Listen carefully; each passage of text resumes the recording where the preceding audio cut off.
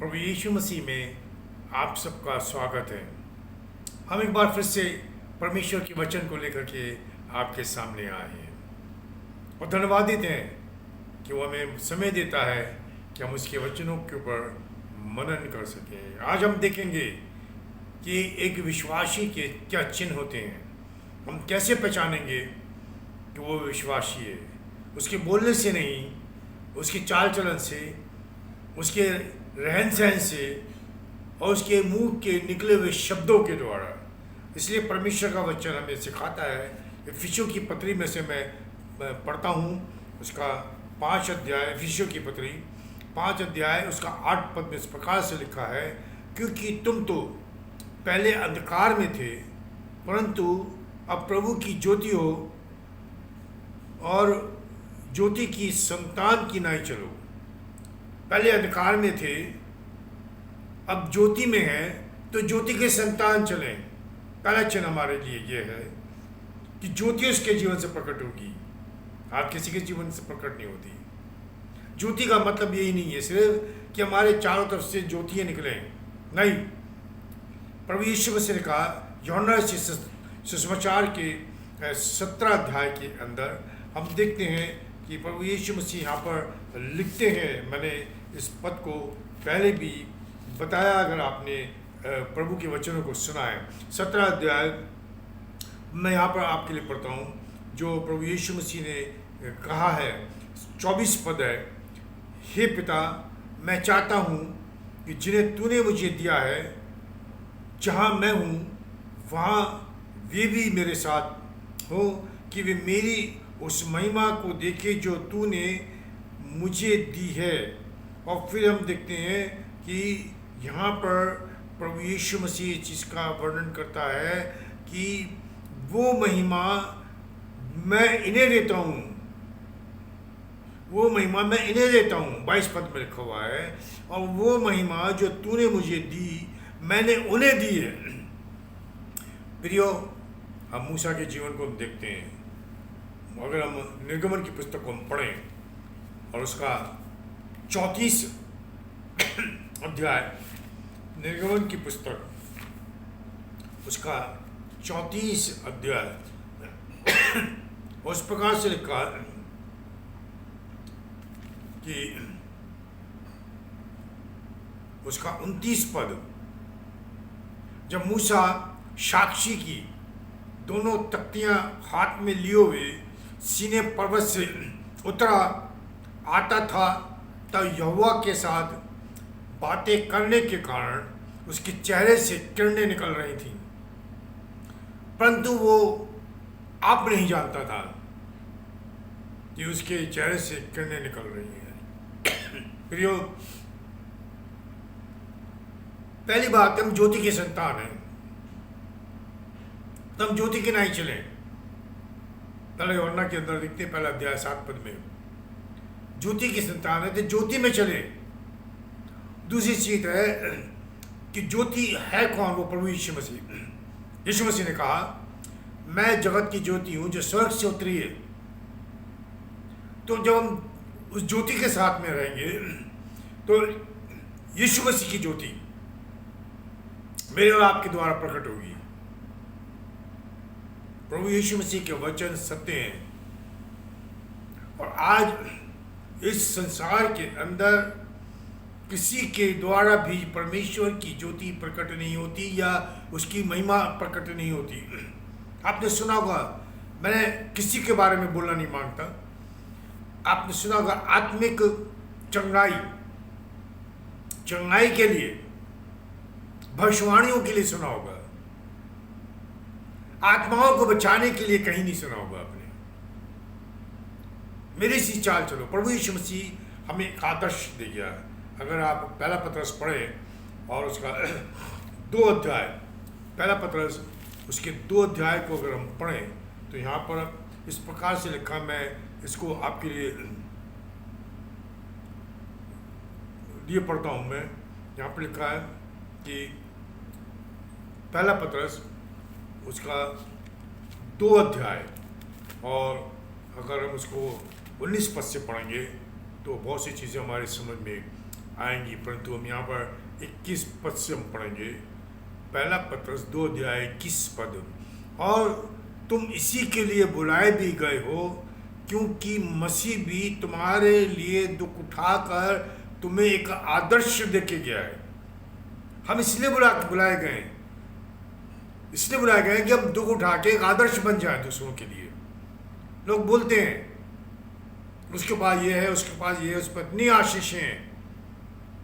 सही है, गलत नहीं है, परंतु क्या वो प्रभु यीशु मसीह का आदर्श है या नहीं है? या प्रभु यीशु मसीह के अनुसार चलता है कि नहीं चलता है?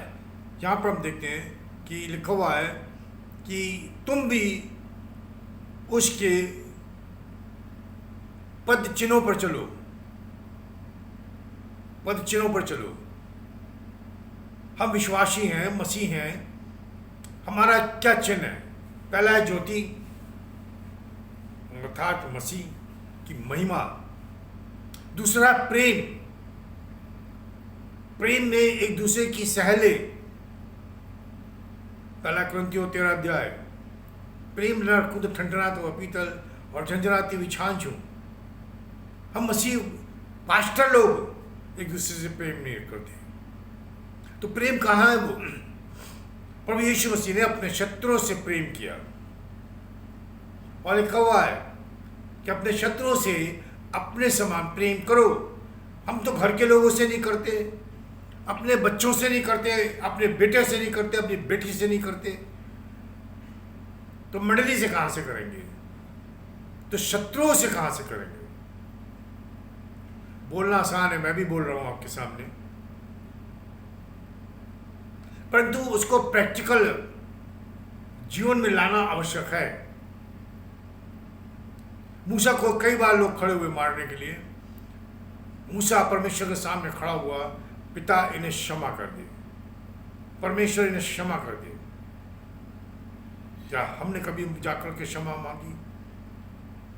अगर हमसे छोटा मेरा बेटा है और गलत चला गया, गलत मेरे विरुद्ध में चला गया, तो मेरा कर्तव्य बनता है, मसीह प्रेम मुझे मजबूर कर रहा है कि जा करके उसे लौटा लाऊं विश्वास में। जा करके लूका सुसमाचार के 15 अध्याय में पढ़ते हैं इस पुत्र के लिए जो सब कुछ लेकर के चला गया, कैसा लगा होगा पिता को। बस लौट करके आया, देखा कि अभी दूर ही था, पिता दौड़ के उसको गले लगाया। ये प्रेम प्रकट कर रहा है। तो पहला है ज्योति में चले, दूसरा है प्रेम में चले। आदर्श दे गया हमें कि हम उसके प्रेम में चलें जैसे उसने हमसे प्रेम किया। और परमेश्वर का वचन कहता है कि परमेश्वर प्रेम है, परमेश्वर प्रेम है। हम देखते हैं यहाँ पर परमेश्वर के वचन में से 4 अध्याय, पहला यूहन्ना उसका 4 अध्याय उसका 16 पद, यहाँ पर लिखा हुआ है, और जो प्रेम परमेश्वर हमसे रखता है उसको हम जान गए और हम उसकी प्रतीति करते हैं। परमेश्वर प्रेम है, और जो प्रेम में बना रहता है वे परमेश्वर में बना रहता है और परमेश्वर उसमें बना रहता है। परमेश्वर में नफरत है ही नहीं, परमेश्वर में शत्रुता है ही नहीं। अगर परमेश्वर मुझ में है तो मैं अपने शत्रु से भी प्रेम करूंगा, उसके पापों में सहभागी नहीं हो, परमेश्वर नहीं होता, मना करता, परंतु प्रेम करता है, उसके बाद भी प्रेम करता है। पुराने नियम में भरा पड़ा है, यहाँ पर इतना समय नहीं मैं उसका वर्णन आपके पास में करने पाऊँ। फिर हम देखते हैं कि परमेश्वर जो प्रेम में रखता है हमसे, वो ये कहता है कि मुझसे प्रेम करते हो। व्यवस्था विवरण की पुस्तक उसका 6 अध्याय अगर हम पढ़ें, व्यवस्था विवरण की पुस्तक उसका 6 अध्याय और उसके कुछ पद हम पढ़ेंगे कि परमेश्वर हमसे क्या चाहते हैं। और आवश्यक है आज इन दिनों में कि हम परमेश्वर के वचनों को पढ़ें, उसकी आज्ञा के अनुसार जीवन को व्यतीत करें। ये व्यवस्था विवरण 6 अध्याय और उसका 4 पद। हे इस्राएल, तुम यहोवा हमारा परमेश्वर है। हे इस्राएल सुन, यहोवा हमारा परमेश्वर है, यहोवा एक ही है। तू अपने परमेश्वर यहोवा से अपने सारे मन, सारे जीव, सारी शक्ति के साथ प्रेम रखना। और हम यहाँ पर देखते हैं कि परमेश्वर से प्रेम रखने का अर्थ ये है कि जो उसकी सृष्टि है हम उससे भी प्रेम रखें जो हमारे शत्रु हैं। बहुत मुश्किल है प्रियो, मैं मानता हूँ ये बहुत मुश्किल है, तो उस आज्ञा के अनुसार रहना आवश्यक है। यूहन्ना रचित सुसमाचार उसका 14 अध्याय, यूहन्ना रचित सुसमाचार 14 अध्याय और उसका,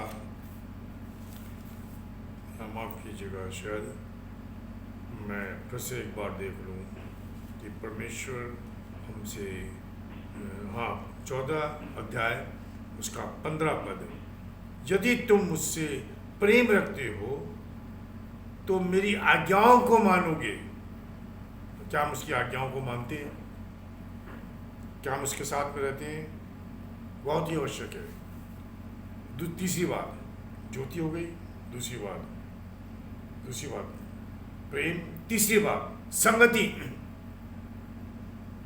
परमेश्वर के साथ में संगति। पहला कुरिन्थियों हम देखते हैं, पहला कुरिन्थियों उसका पहला 1 अध्याय, पहले कुरिन्थियों का 1 अध्याय और उसका 9 पद। पहला कुरिन्थियों 1 अध्याय 9 पद में लिखा हुआ है कि परमेश्वर सच्चा है जिसने तुमको अपने पुत्र हमारे प्रभु यीशु मसीह की संगति में बुलाया है।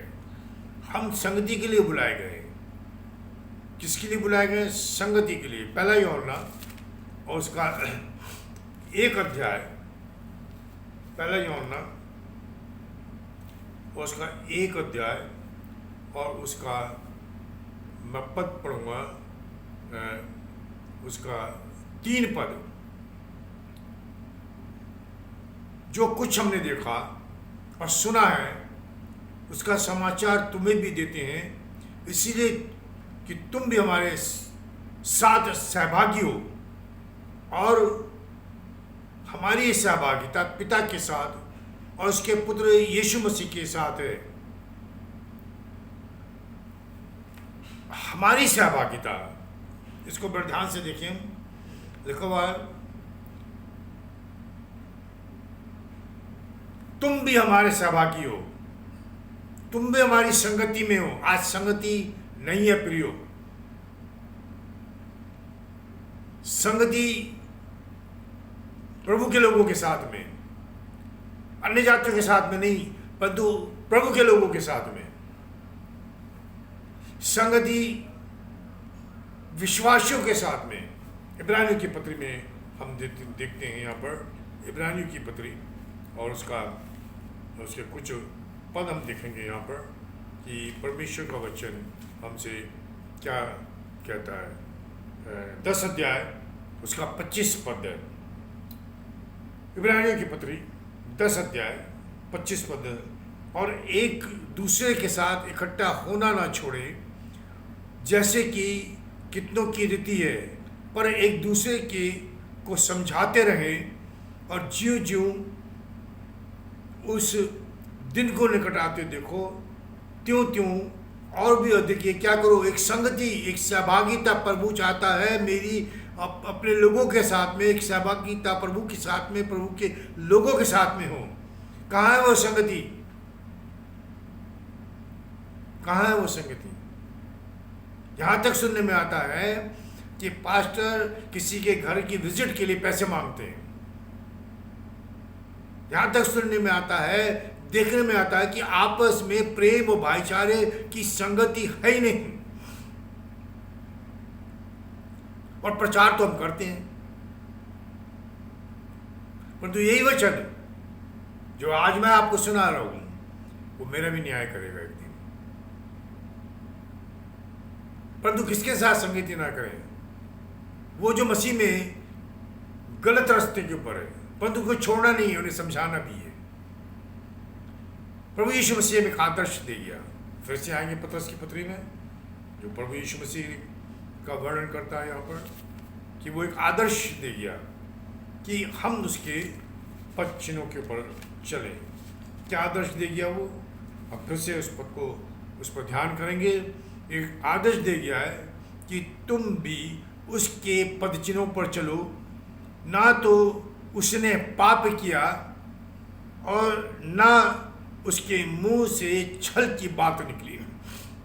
झूठ बोलना आम बात है आज, प्रभु के दास लोग भी बोलते हैं। अपने को बचाने के लिए प्रभु के दास लोग भी झूठ बोलते हैं।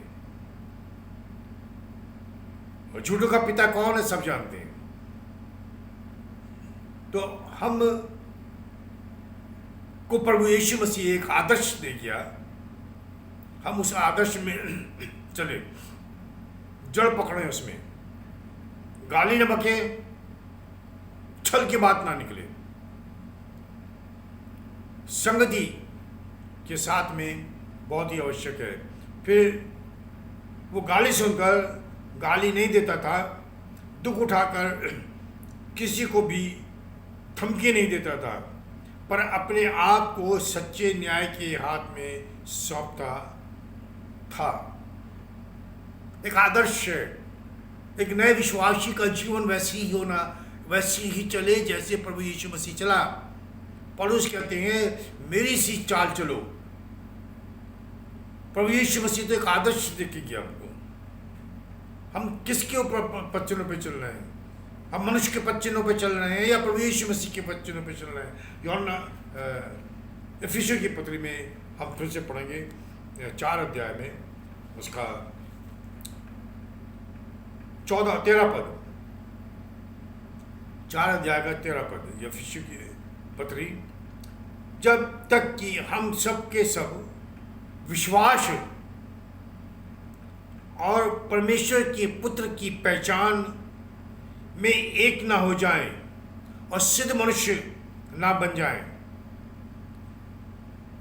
और मसीह के पूरे डिलडौल तक ना बन जाएं। तो विश्वास, अब तीसरी ज्योति में हम चल रहे हैं, प्रेम में, संगति में। अविश्वास में हमारा क्या विश्वास है?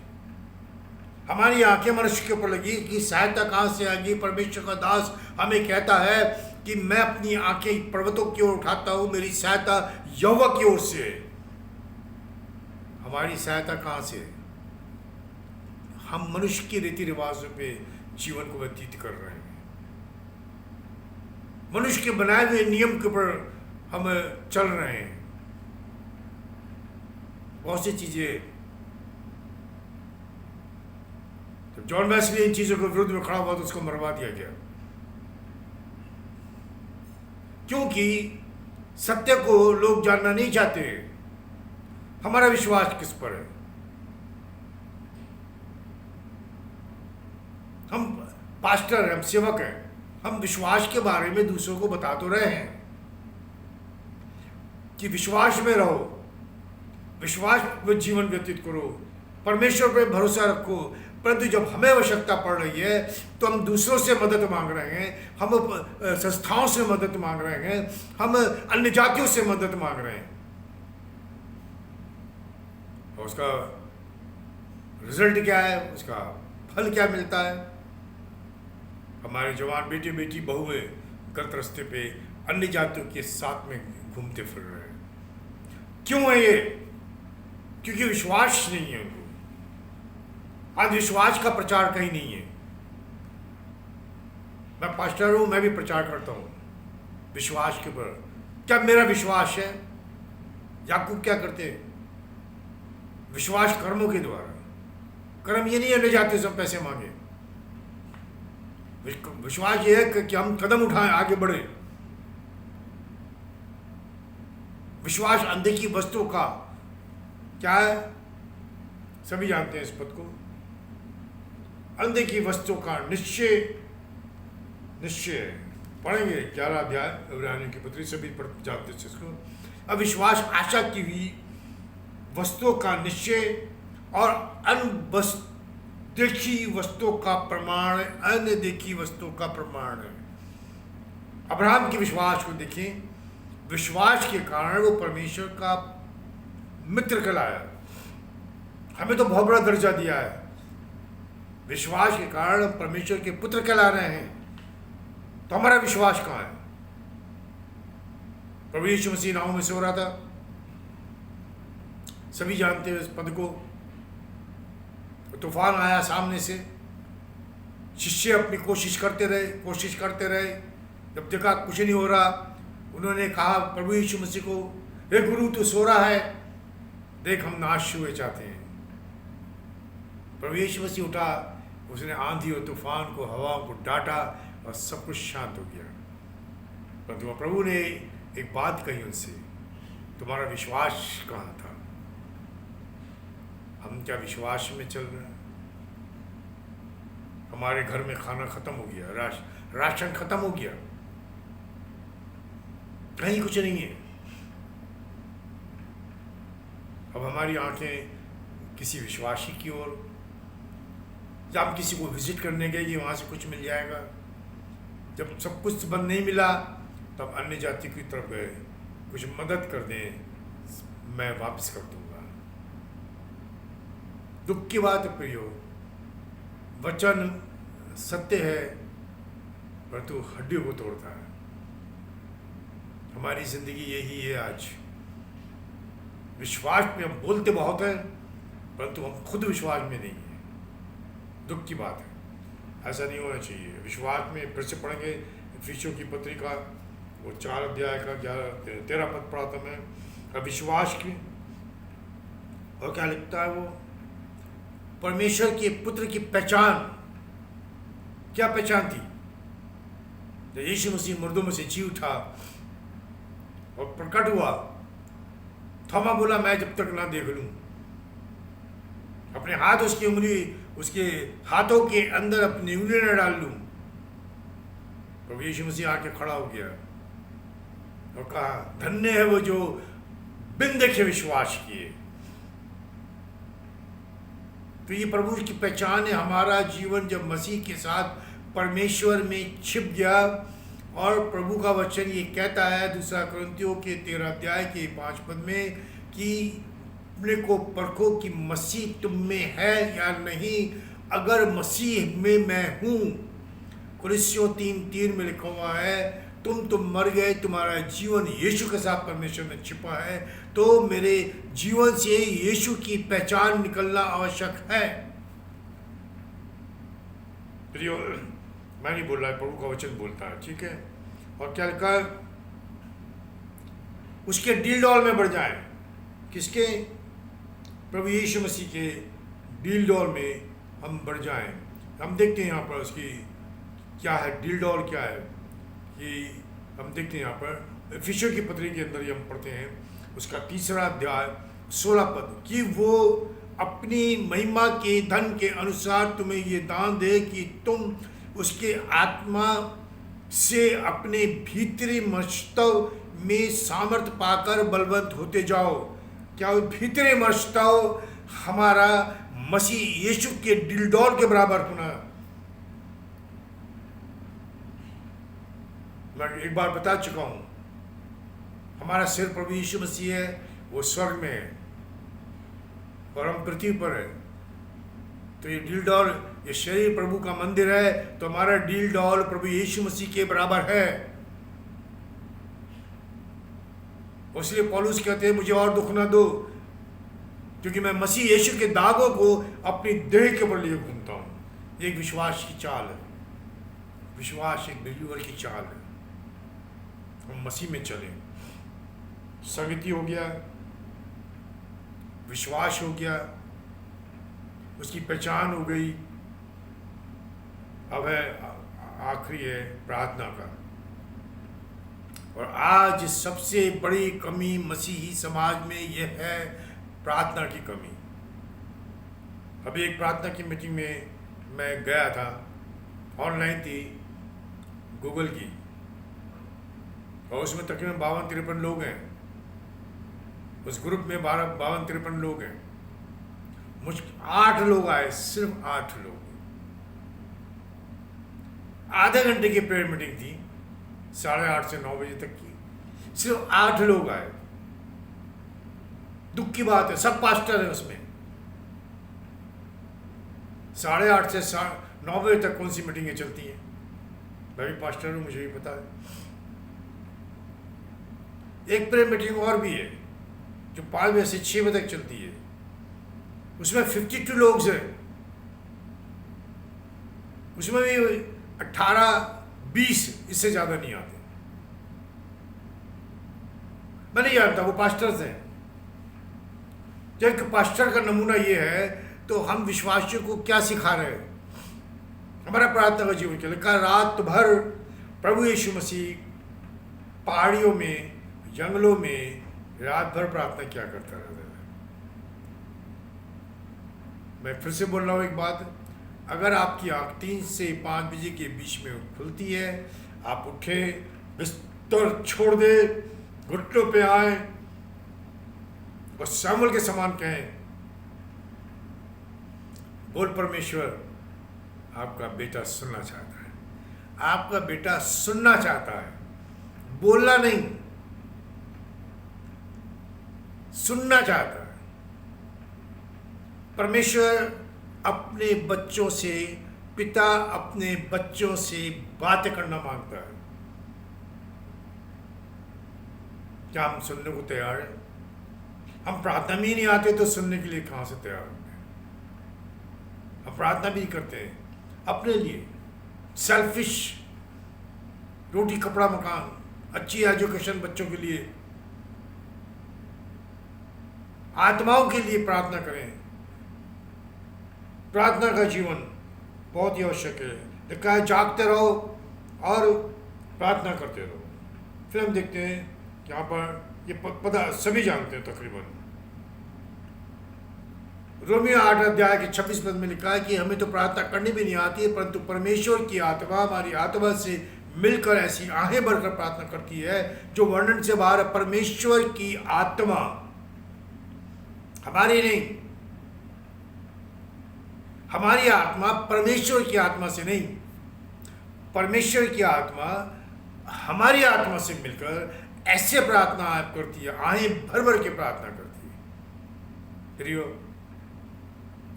कहाँ है हमारा प्रार्थना का जीवन? क्यों नहीं आज हमारी मीटिंगों के अंदर आशीष है? यूट्यूब भरा पड़ा है। इस भविष्यवक्ता को सुनिए, प्रभु के दास को सुनिए, लिखने वाला कोई और है, हमें जरूरत ही नहीं। प्रभु यीशु मसीह ने नहीं कहा कि जाके मेरे बारे में बताओ कि मैं बीमारों को चंगा करता हूँ, दुष्टात्मा को निकालता हूँ, भविष्यवाणी करता हूँ। कहीं नहीं लिखा। यूहन्ना बपतिस्मा देने वाले के लोग प्रभु यीशु मसीह के पास में आए, क्या तू ही मसीह है? या हम इंतज़ार करें? हम अपने भेजने वालों को क्या जवाब दें? यीशु मसीह ने कहा, यीशु मसीह ने नहीं कहा कि मैं यीशु मसीह हूँ। प्रभु यीशु मसीह ने कहा, जाके उसको कहना, बीमार देखते हैं, गूंगे बोलते हैं, बीमार चंगे होते हैं, गूंगे बोलते हैं, और दुष्टात्माएं निकाली जाती हैं, और आत्माएं बचाई जा रही हैं। हालेलुया। प्रार्थना के द्वारा आत्माओं को बचाने का अधिकार परमेश्वर ने मुझे और आपको दिया है। हम कहाँ पर खड़े हैं आज? हमारा प्रार्थना का जीवन क्या है?